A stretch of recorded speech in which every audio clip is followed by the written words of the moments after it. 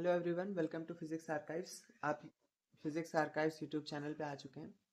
आज हम लोग करने वाले second law of thermodynamics heat engine के न्यूमेरिकल्स। पिछली वीडियो में क्वेश्चन नंबर 8 तक ये हो गया था, तो इस जो पिछली वीडियो है क्वेश्चन नंबर 1 to 8 जिसमें क्वेश्चन है उसका आपको लिंक डिस्क्रिप्शन बॉक्स में मिल जाएगा। अब आज हमें करना है 9, 10, 11, 12, 13 बाकी जो क्वेश्चन हैं वो इसमें इस वीडियो में कैरी ऑन होंगे। और उससे पहले क्वेश्चन स्टार्ट करने से पहले आप मेरा चैनल सब्सक्राइब कर दीजिए, लाइक कर दीजिए और आप कृपया वीडियो को पूरा देखिए।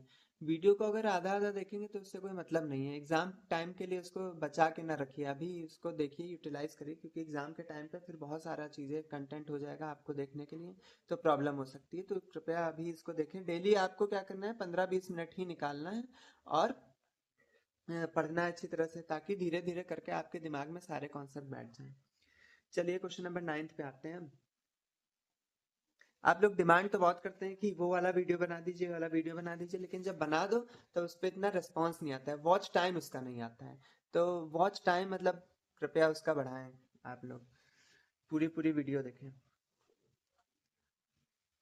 क्वेश्चन नंबर 9 क्या कह रहा है, reversible engine converts 1/6 of the heat absorbed at the source into work. मतलब कि जितनी भी हीट वो एब्जॉर्ब करता है उसमें से 1/6 ही वर्क में कन्वर्ट करता है। तो उसका अगर मान लेते हैं कि इतना ही हीट एब्जॉर्ब किया है, क्यू हीट एब्जॉर्ब किया है, तो कितनी हीट उसने वर्क में कन्वर्ट करी, 1/6। तो Q2 की वैल्यू क्या हो जाएगी, Q2 क्या हो जाएगा, Q1 माइनस W। तो Q1 Q है और W की वैल्यू क्या है, 1/6 इंटू Q। तो यहाँ पे आ जाएगा 5/6 Q। तो फिर इसके बाद हमें क्या करना है, When the temperature of the sink is reduced by 82 degree Celsius. अब जब टेम्परेचर सिंक का रिड्यूस हो जाएगा 82 डिग्री सेल्सियस, तो इसकी जो एफिशिएंसी है वो डबल हो जाएगी। तो find the temperature of the source. Temperature of source बताना है, मतलब source of the source and the sink. Source का जो टेम्परेचर है केस 1 में, केस 1 सोर्स का जो टेम्परेचर है वो T1 हो जाएगा। ये क्या है, टेम्परेचर ऑफ सोर्स। T2 क्या हो जाएगा, टेम्परेचर ऑफ सिंक। ये सोर्स का टेम्परेचर, ये सिंक का टेम्परेचर। अब ये एक हीट इंजन है, तो हीट इंजन में एक पीछे क्लास में एक फॉर्मूला बताया था आपको पिछली वीडियो में, इसके Q1 अपॉन में Q2 is equal to T1 upon में T2। तो यहाँ से T1/T2 का रेशियो आ जाएगा। Q1 की वैल्यू क्या हो जाएगी, Q, और Q2 की वैल्यू क्या हो जाएगी, 5/6Q। तो यहाँ पे ओवरऑल आ जाएगा 6/5। तो T1 को हम लोग क्या मान सकते हैं, 6 के मान सकते हैं, और T2 को क्या मान सकते हैं, 5 के मान सकते हैं। ठीक, ये केस 1 की जो एफिशिएंसी होगी ईटा 1, इसको ईटा बोलते हैं, एफिशिएंसी मतलब ईटा। ये क्या हो जाएगा, 1 माइनस ऊपर जो लगता है वो T2 होता है और जो नीचे होता है T1 होता है। T1 ज्यादा बड़ा होता है। तो यहाँ पे जो एफिशिएंसी आ जाएगी, efficiency N1 is equal to 1 minus T2 की जगह 5 के और इसकी जगह पे 6 के, तो के तो कैंसिल हो जाएगा, तो उसको लिखने की जरूरत नहीं। तो इसकी जो भी एफिशिएंसी आएगी 1/6 हो जाएगी। अब केस सेकंड में क्या बोला गया है कि उसकी एफिशिएंसी डबल हो जाएगी। अगर उसकी एफिशिएंसी डबल हो गई, मतलब कि N1 इंटू 2 करना है, तो ये N2 आ जाएगा। तो 2 अपॉन में कितना हो जाएगा, 6, तो 1 अपॉन में 3 हो जाएगा। तब जो सिंक का टेम्परेचर है,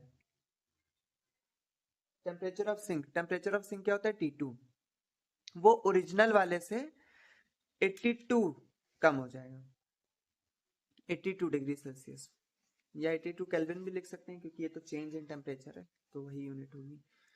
तो इस केस में क्या होगा, इस केस में जो एफिशिएंसी ईटा 2 है वो क्या हो जाएगा, 1/3 is equal to 1 minus T2 upon में T1। तो यहाँ पे 1/3 इज इक्वल टू, ये एलसीएम ले लिया जाएगा, तो 6 के माइनस 5 के, माइनस माइनस हो जाएगा यहाँ पे प्लस 6 के, तो ये और ये हो गया कैंसिल। अब यहाँ पे इसको भेजेंगे तो फिर आ जाएगा 2K इज इक्वल टू, यहाँ पे आ जाएगा K प्लस 82। तो K की वैल्यू क्या आ जाएगी, K की वैल्यू आ जाएगी 82। अब जब k की वैल्यू यहाँ पे 82 आ गई है, T1 की वैल्यू क्या दी गई है? T1 दिया गया है 6k। 6k का क्या मतलब होता है? 6 मल्टीप्लाई बाय 82, तो यहाँ पे आ जाएगा टोटल 492 केल्विन। 492 केल्विन को क्या लिख सकते हैं? 219 डिग्री सेल्सियस भी लिख सकते हैं। नेक्स्ट, अभी ये क्वेश्चन खत्म नहीं हुआ है, T2 भी हमें निकालना है। तो T2 की जगह पे क्या लिखेंगे? T2 कितना दिया गया था? T2 is 5k, so T2 is equal to 5k, k की जगह पे 82 और यहाँ पे हो जाएगा 410 केल्विन। तो इसको अगर सेल्सियस में चेंज करते हैं तो कितना आ जाएगा? 137 डिग्री सेल्सियस। नेक्स्ट है question number 10। A Carnot engine whose low temperature reservoir is at 7 degrees Celsius has an efficiency of 50%. 50% की efficiency है, जिसका low temperature reservoir 50% की efficiency से है। ठीक है, मतलब इसमें ईटा 1 यहाँ पे जो दिया गया है 50% दिया गया है। 50% को हम लोग क्या लिख सकते हैं? 0.5। लो टेम्परेचर रिजर्वायर, तो लो टेम्परेचर रिजर्वायर मतलब कि इसमें T2, हाई टेम्परेचर को T1 से डिनोट करेंगे और लो टेम्परेचर को T1 यहाँ पे नहीं दिया गया है, कोई दिक्कत नहीं है, इस पे आते हैं अभी। T2 की क्या वैल्यू हो जाएगी? T2 यहाँ पे दिया गया 7 डिग्री सेल्सियस। 7 डिग्री सेल्सियस मतलब कि 280 केल्विन। अब एफिशिएंसी इज इक्वल टू क्या होता है? Efficiency is equal to 1 minus T2 upon में T1। तो यहाँ पे हो जाएगा 1 माइनस T2 की जगह पे 280 रखेंगे अपॉन में T1। एफिशिएंसी कितनी है? 0.5। तो यहाँ से T1 का जो टेम्परेचर आएगा ये आ जाएगा 0.5 इज इक्वल टू 280 अपॉन में T1। सो ये और ये कैंसिल हो गया तो इसका डबल हो जाएगा, so T1 is equal to 560 kelvin. It is desire to increase the efficiency to 70%। अगर इसकी एफिशिएंसी 70% अगर करनी है, मतलब N1 जो था वो 50% था और N2 ईटा 2 इसको बोलते हैं, ईटा मतलब एफिशिएंसी, तो यहाँ पे 70% लिखेंगे। 70% मतलब क्या होता है? 0.7। How many degrees? अब एफिशिएंसी को 50% से 70% तक लाने के लिए कितना डिग्री टेम्परेचर बढ़ाना चाहिए? पर किसका बढ़ाना है? हाई टेम्परेचर रिजर्वायर, मतलब कि T1 को बढ़ाना है।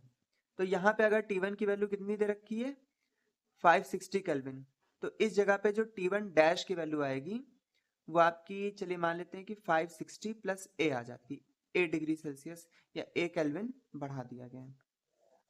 तो केस 2 में जो इसका फ्रीक्वेंसी ये एफिशिएंसी होगा वो क्या हो जाएगा? 1 माइनस T2 अपॉन में, क्योंकि सिंक का जो टेम्परेचर है T2 वो चेंज नहीं हो रहा है, चेंज बस केवल एक ही चीज हो रही है, T1 डैश। यहाँ पे 0.7 हो जाएगा, यहाँ पे 1 और यहाँ पे T2 की जगह पे कितना दिया गया था? 280। T1 डैश की जगह पे 560 प्लस A कर देंगे। अब यहाँ पे एलसीएम ले लेंगे तो फिर आ जाएगा 560 प्लस A, इसको उधर कर देंगे तो फिर 560 प्लस A माइनस 280, तो यहाँ पे आ जाएगा 280 प्लस A अपॉन में 560 प्लस A, 0.7 इसके सामने। तो इसको इधर अगर हम लोग ट्रांसफर कर दें तो ये इससे पहले मल्टीप्लाई होगा, तो 392 plus 0.7 A is equal to 280 plus A। इसको उधर ट्रांसफर कर देंगे, इसको उधर ट्रांसफर कर देंगे, तो यहाँ पे 112, यहाँ पे 0.3 A, पॉइंट हटा, यहाँ पे एक जीरो बढ़ गया, तो जो A की वैल्यू आएगी, A मतलब चेंज इन टेम्परेचर, वो कितना आ जाएगा? 373.33 डिग्री सेल्सियस या केल्विन, कुछ भी लिख सकते हैं इसको। अब आते हैं नेक्स्ट क्वेश्चन पे। क्वेश्चन नंबर है 11। एक refrigerator has to transfer an average of 263 joule of heat पर second from temperature -10 degree Celsius to 25 degree Celsius. तो जो ज्यादा वाला टेम्परेचर होता है, क्वेश्चन नंबर कौन सा है ये? 11। जो ज्यादा वाला जो टेम्परेचर होता है आपका वो होता है T1। सो T1 की वैल्यू क्या हो जाएगी 25 डिग्री सेल्सियस। 25 डिग्री सेल्सियस मतलब कि 298 केल्विन। T2 की जगह पे क्या लिखेंगे -10 डिग्री सेल्सियस, क्योंकि एक T1 है तो दूसरा T2 हो जाएगा। अगर इसको उसमें चेंज करते हैं केल्विन में तो 273 आ जाएगा, 273 केल्विन। अब एक इसमें नई चीज याद करनी है, नई क्या पुरानी है, उससे डराइव करके बनी है। जो वर्क होता है या फिर इसको बोलते हैं consumed energy is equal to क्या होता है Q2। Q2 मतलब heat rejected to the sink into T1 upon में T2 -1, ये ब्रैकेट में पूरा रहेगा। तो अब आगे क्या बोला गया कि calculate the average power consumed. Average power consumed मतलब यही है वर्क है, क्योंकि यहाँ पे ये जो Q2 दिया गया है ये भी पर सेकंड वाला दिया गया है, तो ये भी पर सेकंड में ही आ जाएगा। मतलब अगर ये पावर दी गई है तो फिर ये भी पावर हो जाएगी। तो इसको पावर से अलग अलग ना डिनोट करके इसी में लिख देते हैं, क्योंकि टाइम यहाँ पे दोनों सेम ही दे रखे हैं, क्योंकि इसमें भी पर सेकंड दे रखा है कि पर सेकंड ये क्या कर रहा है, इतनी एनर्जी ट्रांसफर कर रहा है, यहाँ पे इतनी ही ट्रांसफर कर रहा है। और ये जो वर्क है ये भी हमें निकालना है पर सेकंड में ही, मतलब कि पावर निकालना है, तो हमें इसको पावर में इससे चेंज करने की जरूरत नहीं है। वर्क यहाँ पे निकालना है एवरेज पावर कंज्यूम्ड। जहां पे भी कंज्यूम्ड वर्ड आएगा वहां पे इट मीन्स की वर्क ही हमें निकालना है। Q2 की जो वैल्यू है वो क्या दी गई है आपकी Q2, तो Q2 की वैल्यू यहाँ पे 263 दी गई है। T1 की जगह पे 298 डालना है और इसकी जगह पे 263 डालना है, -1। एलसीएम ले लेंगे तो W इज इक्वल टू क्या आ जाएगा 263, और ये 298 माइनस 263 अपॉन में 263, तो ये और ये कैंसिल हो गया, यहाँ पे कितना आ गया 35। अब ये क्या है जूल पर सेकंड, तो इसको हम लोग क्या लिख सकते हैं 35 वॉट भी लिख सकते हैं। नेक्स्ट है क्वेश्चन नंबर 12। क्वेश्चन नंबर 12 में क्या कह रहा है, रेफ्रिजरेटर ए, ये रेफ्रिजरेटर ए है, इसका जो ये दो टेम्परेचर के बीच में वर्क करती है T1 और T2। T2 क्या होगा छोटा होता है, T2 की जो वैल्यू है -10 डिग्री सेल्सियस मतलब कि 263 केल्विन है, और ये 27 डिग्री सेल्सियस है, 27 डिग्री सेल्सियस मतलब 300 केल्विन। इसको क्या लिखते हैं 27 डिग्री सेल्सियस, और इसको -10 डिग्री सेल्सियस। अब दूसरी भी रेफ्रिजरेटर, रेफ्रिजरेटर बी, इसमें भी दो टेम्परेचर दिए गए हैं। जो T1 होगा वो बड़ा वाला होगा मतलब +17, तो 273 + 17 इज इक्वल टू 290 केल्विन, और T2 की जगह पे क्या लिखेंगे -27, -27 मतलब 273 -27, ये हो जाएगा 246 केल्विन, क्योंकि ये क्या था -27 डिग्री सेल्सियस। अब which of the two is better refrigerator, क्या इसमें से बेटर है, both removing heat equal to 2000 joule, इतनी हीट रिमूव कर रही, तो फिर हमें इसमें क्या चेक करना पड़ेगा कोफिशिएंट ऑफ परफॉर्मेंस चेक करना पड़ेगा।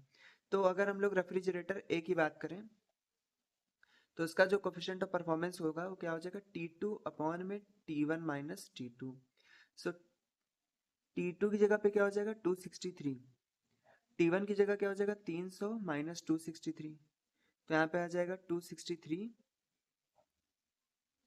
डिवाइड बाय ये माइनस ये, तो कितना आ जाएगा 37। अब इसको बाद में कैलकुलेट अभी करेंगे। कहीं रेफ्रिजरेटर बी पे K2, इसमें भी वही T2 इसका कितना दे रखा है T2 इसका 246 अपॉन में 290 माइनस 246, यहाँ पे 246 माइनस यहाँ पे कितना आ जाएगा 44। अब इसको जब हम लोग कैलकुलेट करेंगे 263 डिवाइड बाय 37, तो कितना आंसर आ जाएगा 7.1, और यहाँ पे कितना आंसर आ जाएगा 246 डिवाइड बाय 44 5.59। तो आप देख सकते हैं साफ साफ पता चल रहा है कि जो K1 है वो K2 से बड़ा है, देयरफॉर ये जो रेफ्रिजरेटर ए है वो बेटर है, इस बेटर। तो आप मार्केट में जाइएगा तो फिर यही रेफ्रिजरेटर खरीदिए। क्वेश्चन नंबर 13 पे आ गए हैं। In a refrigerator heat from inside at 270 Kelvin is transferred to a room at 300 Kelvin. दो टेम्परेचर दे दिए गए. How many calories of heat will be delivered to the room for each joule of electrical energy consumed. अच्छा, इसमें एक चीज बोलेगी consumed में 1 जूल इलेक्ट्रिकल एनर्जी बता दिया गया है. ये जो कंज्यूम्ड होता है ये वर्क है. वर्क क्या हो जाएगा 1 जूल. और इसमें क्या बोला गया, heat from inside, how many calories of heat will be delivered, कितनी हीट डिलीवर करी जाएगी, कितनी हीट डिलीवर करी जाएगी, तो इसको Q2 मानेंगे. अभी T1 बड़ा वाला टेम्परेचर होगा और T2 छोटा वाला टेम्परेचर होगा, 270 केल्विन. तो फॉर्मूला क्या था, W is equal to Q2 T1 by T2 minus 1. इसमें T1 ऊपर होता है, T2 नीचे होता है. Q2 तो अभी पता नहीं है, T1 की जगह पे क्या हो जाएगा 300 अपॉन में 270 माइनस 1 और यहाँ पे 1. तो जो हमारा Q2 इसकी जो वैल्यू आएगी वो 9 जूल हो जाएगा. 9 जूल को अगर कैलोरी में चेंज करेंगे तो 4.18 से डिवाइड करा देंगे तो फिर 2.15 कैलोरी, ये आंसर आ जाएगा आपका. चलिए, वीडियो अच्छी लगे तो लाइक सब्सक्राइब, और पूरा यहाँ तक अगर देखा हो तो फिर ये भी बता दीजिएगा कि वीडियो में क्या कमी है, क्या आपको अच्छा लगा, और आप किस सिटी से बिलोंग करते हैं ये भी बताना ना भूलिएगा. चलिए, थैंक यू, बाय.